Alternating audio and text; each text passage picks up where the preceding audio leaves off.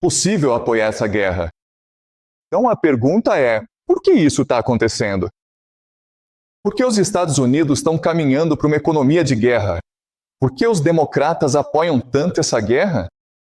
E a resposta tem a ver com o império, né? Isso foi chamado de Estratégia Nacional de Defesa, que saiu em janeiro de 2026. E esse é o plano de como o Pentágono vai travar guerras nos próximos 5 a 10 anos.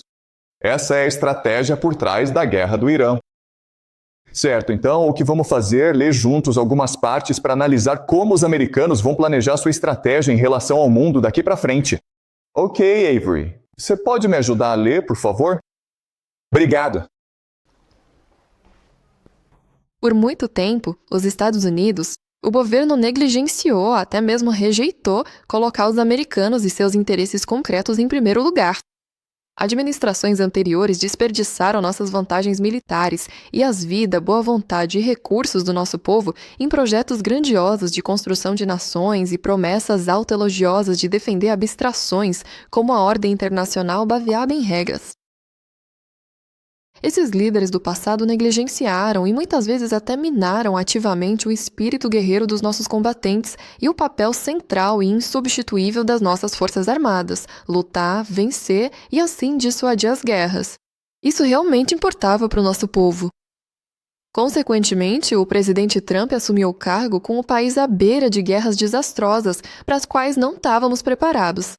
Certo, então algumas coisas para manter em mente, beleza? Interesses concretos. Primeiro, significa que precisamos pensar em recursos. Precisamos pensar em vantagens concretas para os Estados Unidos. Não podemos mais pensar em ideais, certo? O segundo ponto é a ideia de regras baseadas em uma ordem real, ou globalista. Antes, os Estados Unidos lutavam guerras pelos outros países, ou pela Europa, ou pelo Japão. Tínhamos que lutar guerras pelos Estados Unidos, certo? E o último ponto é a ideia de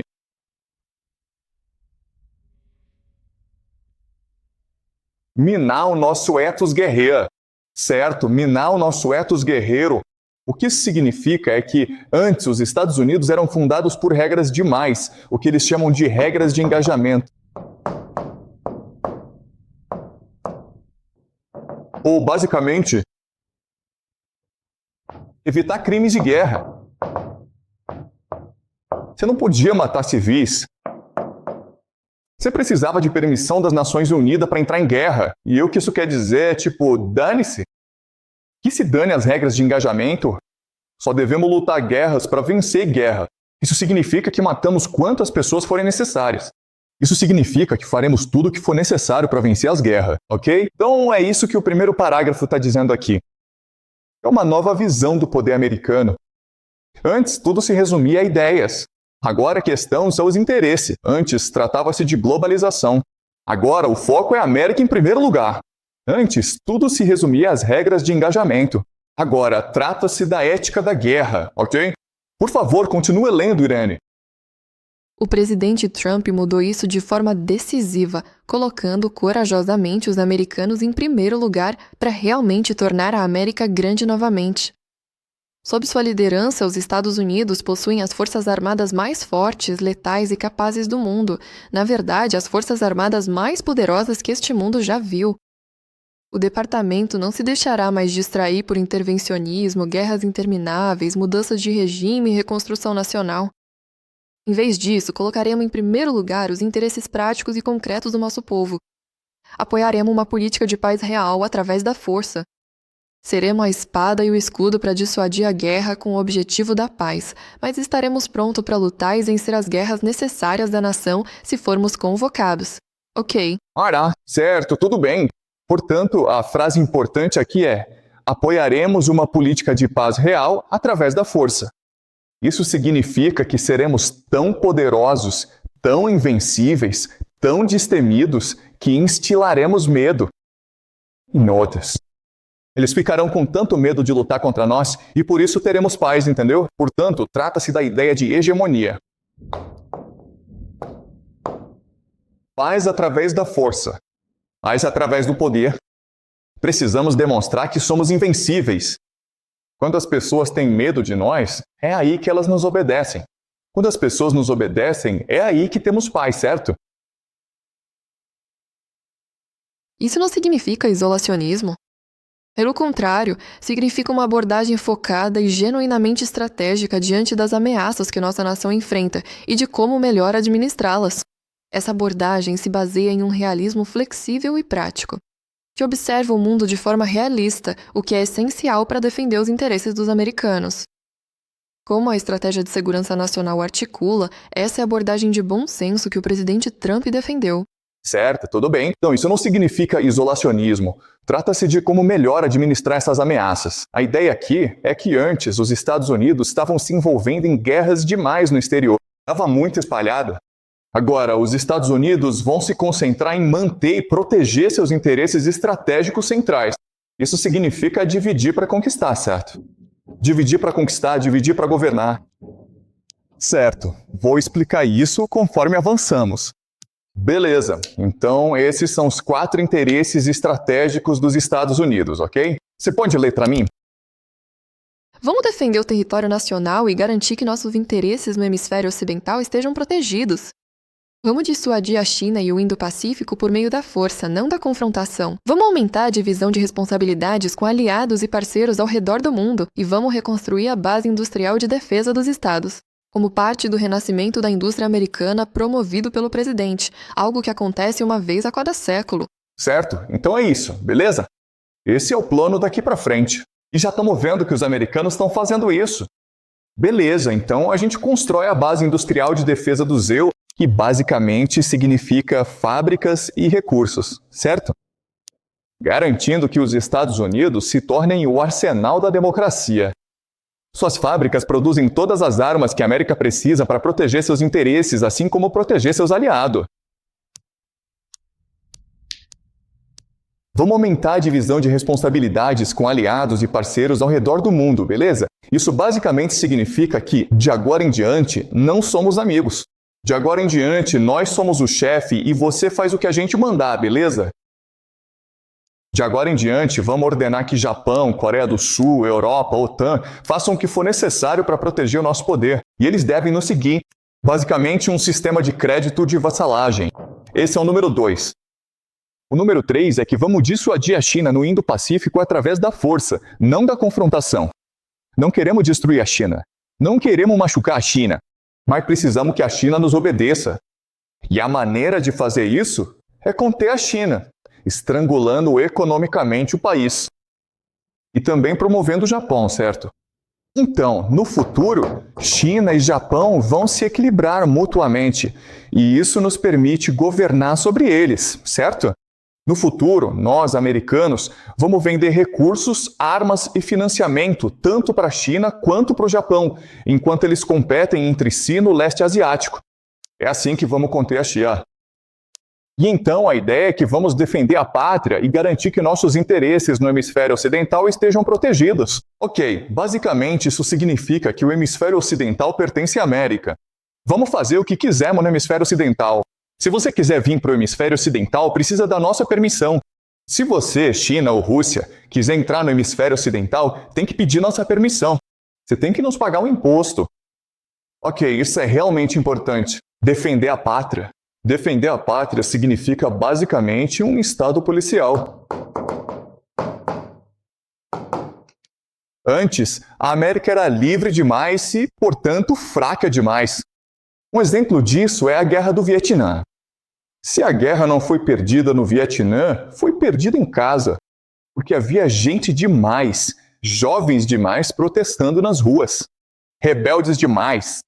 Se quisermos vencer guerra, se quisermos projetar força, se quisermos criar paz no mundo, precisamos garantir que nossa frente interna esteja segura. Muito bem, isso significa garantir que os americanos cumpram a lei, que façam o que lhes é mandado. Certo, então explicarei isso melhor ao longo do texto. Muito bem, então agora vamos passar para a China. Certo, então você consegue ler, Ivory. Dissuadir a China e o Indo-Pacífico por meio da força, não da confrontação. O presidente Trump busca uma paz estável, comércio justo e relações respeitáveis com a China, e ele já demonstrou que está disposto a dialogar diretamente com o presidente Xi Jinping para alcançar esses objetivos. Mas o presidente Trump também mostrou o quanto é importante negociar a partir de uma posição de força e incumbiu a OWU de agir de acordo com isso. De acordo com a abordagem do presidente, a DAO buscará, portanto, abrir uma gama mais ampla de comunicações militares com o Exército de Libertação Popular, com foco em apoiar a estabilidade estratégica com Pequim, assim como evitar conflitos e promover a desescalada, de forma geral. Mas também seremos realistas e atentos quanto à velocidade, escala e qualidade do histórico aumento militar da China. Nosso objetivo ao fazer isso não é dominar a China, nem estrangulá-los ou humilhá-los. Na verdade, nosso objetivo é simples: impedir que qualquer um, incluindo a China, consiga nos dominar ou dominar nossos aliados. Em essência, criar as condições militares necessárias para alcançar o objetivo da Estratégia de Segurança Nacional de um equilíbrio de poder no Indo-Pacífico. Isso permite que todos nós desfrutemos de uma paz decente. Para isso, conforme orienta a Estratégia de Segurança Nacional, vamos estabelecer uma forte defesa de negação ao longo da primeira cadeia de ilhas. Também iremos incentivar e apoiar os principais aliados regionais, e que os parceiros façam mais pela nossa defesa coletiva.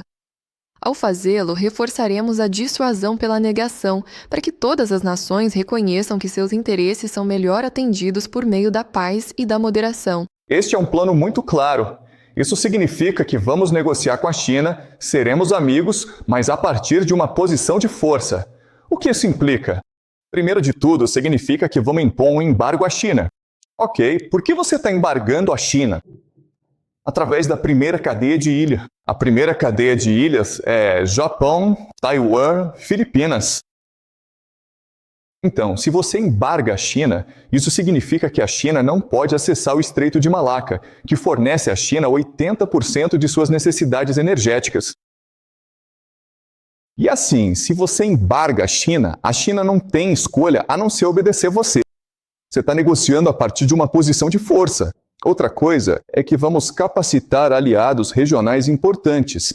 E esses, claro, seriam Japão, Coreia do Sul, Taiwan, Malásia, Singapura, Indonésia, certo? E isso cria um estado de Malacá. Vamos fazer com que essas nações desafiem a supremacia chinesa para criar... É preciso equilibrar o poder no leste asiático, e uma vez estabelecido esse equilíbrio, todos eles dependerão de nós, dos Estados Unidos, porque temos energia, alimentos, armas e financiamento.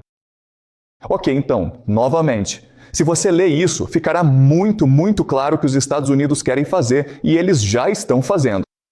Tudo bem, então, esta é a conclusão. Ok, eu li. Você pode ler, por favor?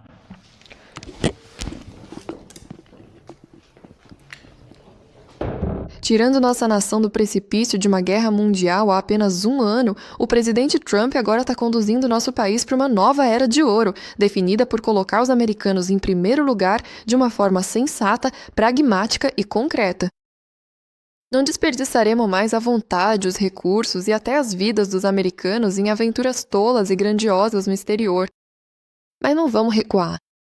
Pelo contrário, vamos priorizar sem vergonha os interesses concretos dos americanos com uma abordagem de realismo flexível. Vamos restaurar o espírito guerreiro. Vamos redirecionar as Forças Armadas americanas para seu objetivo central e insubstituível, vencer as guerras da nação de forma decisiva. Ao fazer isso, como o presidente Trump enfatizou de forma tão marcante, nosso propósito não será a agressão nem a guerra perpétua. Na verdade, nosso objetivo é a paz. A paz é o bem mais elevado, mas não uma paz que sacrifique a segurança, as liberdades e a prosperidade do nosso povo. E sim, uma paz que os americanos merecem. Uma paz nobre e orgulhosa. Felizmente, essa paz é compatível com os interesses de nossos potenciais adversários, desde que mantenham suas exigências razoáveis e limitadas. Não exigimos sua humilhação ou submissão. Na verdade, exigimos apenas que respeitem nossos interesses razoavelmente concebidos e os de nossos interesses e parceiros que permanecem firmes ao nosso lado.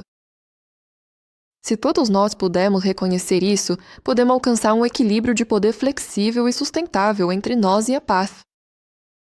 Mas nós, do Departamento de Guerra, estaremos prontos caso nossa oferta generosa seja rejeitada. Sabemos que desejar uma paz decente não é o mesmo que realizá-la.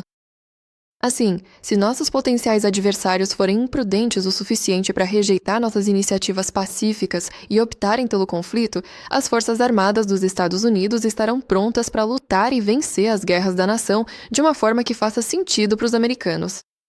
Para garantir que isso aconteça, a estratégia vai assegurar que enxerguemos claramente as situações e as escolhas que precisamos fazer. Vamos priorizar o enfrentamento das ameaças mais graves e relevantes aos interesses dos americanos. Vamos renovar nossa rede de aliados e parceiros para enfrentar as ameaças que encaramos. E estaremos prontos, sempre empunhando a espada mais afiada e formidável, mas preparados para oferecer o ramo de oliveira. Ok, então isso está muito claro, ok? O que ele está dizendo é o seguinte: obedeçam-nos e haverá paz. Desafiem-nos e haverá guerra. Certo, a ideia principal é que daremos prioridade ao enfrentamento das ameaças mais graves e significativas aos interesses dos americanos. Certo, então quero mostrar a vocês o que isso significa. Basicamente, significa que, a partir de agora, os Estados Unidos adotarão uma nova estratégia, ok? Tudo bem. Portanto, se esse cessar-fogo não funcionar e a guerra continuar, podemos esperar que, na segunda rodada, os combates sejam muito piores.